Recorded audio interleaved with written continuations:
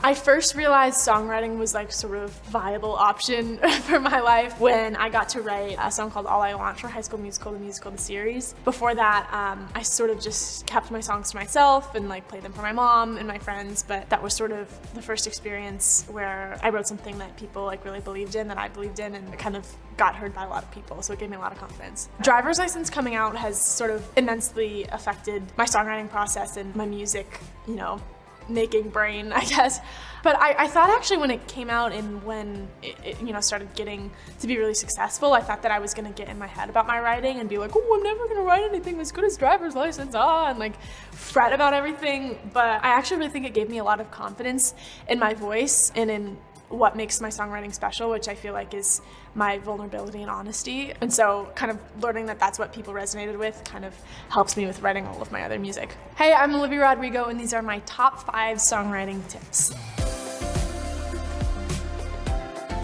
My first tip, which I think is the most important one, is listen to music like a songwriter. I have grown exponentially from doing this. I think it is the best way to grow as an artist in any way is to draw on inspiration from people that you look up to. I literally will like listen to music that my idol made, watch all of their interviews, and then go back and be like, okay, I'm gonna like try to write a song like as if they were writing this song. And it just like completely like broadens your horizons and helps make your music just like that much better. I'm obsessed with the way that Taylor paints pictures, and her imagery is fantastic and her storytelling is just like insane. So I don't think I'm as good of a storyteller as she is yet, but I always try to like put aspects of that sort of narrative, singer-songwritery type lyricism in my songs. I think Lorde really teaches me a lot about like production and like actual music.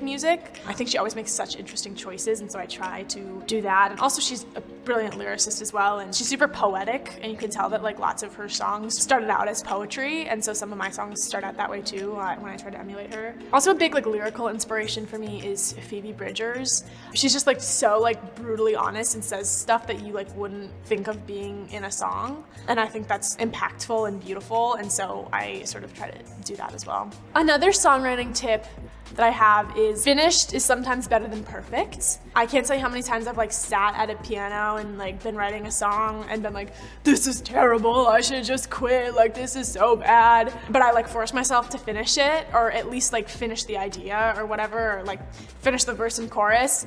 And lots of the times I come back and I'm like, oh wait, that was actually like great. Like I was getting like really in my head about it. And so you're never gonna learn from something if you just like throw it away the second you think it's not good, and you're never gonna learn how to like craft something good if you just like are waiting for like just like lock in a bolt of inspiration to strike you. Number 3, I think this sort of goes along with number 2 a little bit, really like showing up for your creativity and not just waiting for like a lightning bolt idea or like something to inspire you. I think sometimes you just have to work and write and create even when you don't feel particularly inspired, because I think when you continuously show up, you like show the universe that you are capable of bringing this idea to life and manifesting it in the way that it's supposed to be manifested, and like spiritual in that way, where I think that like the universe like pays attention to that and then will give you better ideas. So and that was sort of the exercise that I did over quarantine, is I like forced myself to write a song. Not force myself, that sounds sad and scary, but like I sat down at the piano and was like, okay, I'm gonna write a song every day of quarantine, and I feel like that made me a much better songwriter. And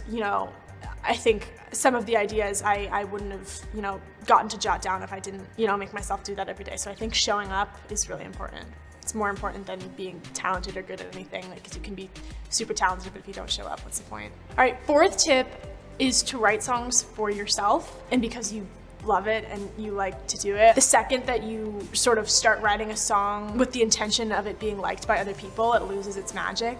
At least for me, like if I ever like go on like Twitter or like whatever, or like look at people like consuming my song or criticizing it or whatever, and then I take that with me in my writing and I'm like, oh wait, but people won't like this if I do this, or like, oh, I have to do this if people like it. It just absolutely like ruins it. And I think you just have to be true to you when you're like writing all of that stuff and try to stay out of your head and do it because you love it. Don't do it for other people. Those are the best types of songs. It's actually super, super cool to see people relate to my songs.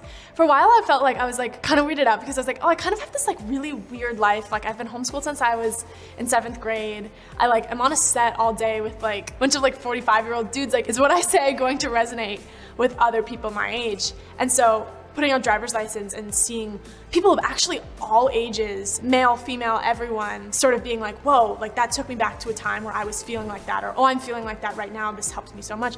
Like that was so cool to me to realize that, you know, honesty is always relatable, and you don't have to like try to relate to like large audiences. You just have to tell your story, because, you know, humans are all so much more alike than we are different, and we're all feeling so much of the same things that we just don't talk about. The last songwriting tip I have is to read poetry, as much poetry as you can. I feel like that's really informs my lyricism. I think I have to start a song with a lyrical concept or idea. I'm like a very lyric, narrative, story-based songwriter, and everything else kind of is secondary to that. So in order to write a song that I like, it has to be either a poem that I like, or like a concept, or like a play on words that I can sort of go from. The hook of Deja Vu is, when she's with you, do you get deja vu? And it's this sort of concept that I am really obsessed with, and I think something that my friends and I were going through, where it's like sometimes when you break up with someone and they get with somebody else, it sort of feels like everything that they're doing is recycled, which happens in every relationship, I think. And for the music video, we kind of didn't want it to be like super on the nose, like relationship-y. So I thought it would be really fun to do like a female stalker type music video, because I'm obsessed with Killing Eve. That's my favorite show of all time, and I was like, I want to do a music video like Killing Eve. And also I think it really ties into that like, do you get deja vu thing, because it's like these two girls like living really similar lives because they like want to be like each other. So yeah, I had a lot of fun making that music video. I think it's like a really kind of convoluted, weird, awesome music video. I think it's like perfectly creepy in the best way.